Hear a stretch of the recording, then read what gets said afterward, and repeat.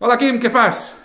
Bé, doncs estava aquí mirant-me el coet CHZ-T1, el qual forma part de la iniciativa de Ponent Exploration Research and Aerospace, per a dels amics, que serà el primer projecte relacionat amb aquesta iniciativa. Llavors, avui estava observant les parts del coet. Aquí tenim la llançadera, està composada per 4 barres de ferro soldades entre elles, i al mig de tot hi ha un connector que connecta els dos tubs d'alimentació del combustible per a... Porta combustible això? En sèrio? Sí, doncs està ple d'aigua a pressió. Però si no és un combustible això. Bueno, no crema, però segueix sent un tipus de combustible. Molt bé. I dius que té aigua i que té més té això? Aquest coet funciona a base d'aigua i d'aire a pressió. I aquesta part d'aquí? Aquí és la vàlvula per on entra l'aigua, la qual es col·loca al principi per a que després no hi hagin sortides, i consta d'un connector Gardena que ve de la bomba d'aigua i entra per la tuberia fins a arribar a la plataforma del mig on s'uneixen els dos combustibles. I surt per aquí, no? Exacte, surt per aquí, és aquesta petita canyeria que hi ha pel mig. I això que aquí què és? Això d'aquí és la bomba d'aire, la qual també està connectada per un connector Gardena, però a diferència de l'aigua va amb una connexió de vàlvula de no retorn per a que tot l'aire que hi entri no es pugui escapar i per tant segueixi a pressió a l'interior. Vale. Aleshores, com funciona això? Llavors, això funciona de tal manera que primer s'introdueix una quantitat d'aigua, després d'introduir l'aigua es tanca la vàlvula per aquest costat i s'introdueix l'aire, i quan estigui a suficient pressió i ja està tot tancat en si, llavors des d'una distància de precaució s'estira un cordill per a que la unió La unió que ara mateix no la tenim, però que la tenim a part, és que ara mateix no està disponible. Per aquí porta un sistema que el Quim us ensenyarà a la presentació, que és un sistema de brides. Pots estirar una mica el coet cap a dalt? El coet? Sí. Veieu? El coet va aquí traficat i aquí el que hi ha, baixeu?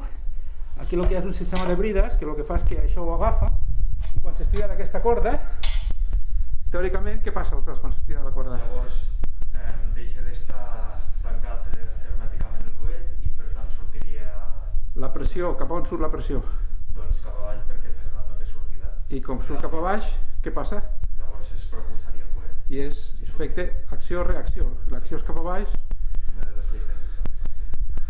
Llavors no et podria sortir per tant la pressió perquè aquí estarà tapat amb el tap de la mateixa botella amb el que s'ha construït el coet. El tap reforçat. I què més hi ha dalt que no es I veu? ara hi ha també el nosecon, on hi haurà col·locat el sistema de paracaigudes, i a damunt del sistema de paracaigudes, amb una divisió per algun altre material, hi haurà tots els tipus de sensors que van incorporats al coet. I què és això? Com funciona? Quina electrònica porta?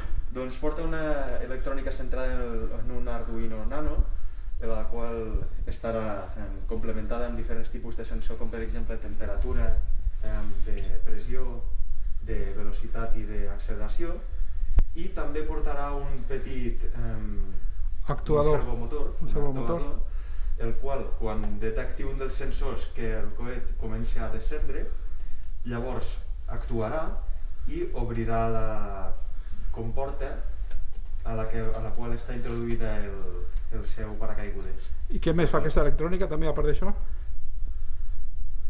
Doncs Mesura la velocitat, sí, l'altitud, sí, l'acceleració i alguns altres paràmetres, i tots aquests paràmetres els guarda amb una targeta CD dintre de l'Arduino, que a l'arribar baix el coet se suposa que s'ha obert el paracaigudes i se suposa que cau tranquil, es pot treure la targeta CD i analitzar tots els paràmetres del vol.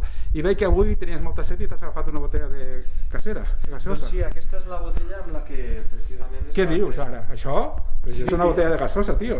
Clar, aquesta botella, com es pot comprovar, doncs no té prou duresa com per poder resistir la pressió. Expliquem-ho, perquè què passa aquí aleshores? Per tant, com pots comprovar, és evidentment diferent aquests dos tipus d'ampolla. I què ha passat aquí? El que ha passat és que s'ha reforçat amb fibra de vidre i resina el seu exterior per a que pugui aguantar molt millor les pressions.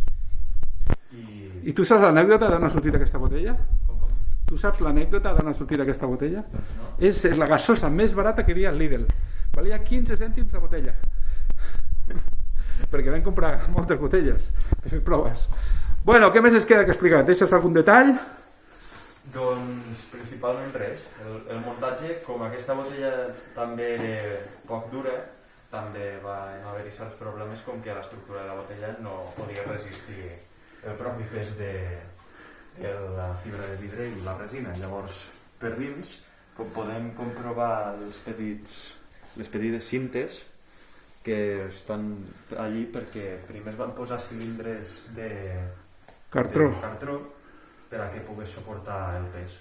Llavors, després els vam anar a treure, una companya i jo. Ja pots citar-la, la Paula Vidal, que te va ajudar, que també fa el seu TDR aquí als laboratoris TIC des de l'Institut Giligalla. Sí. Llavors vam anar a treure'ls a base de pressió de l'aigua també.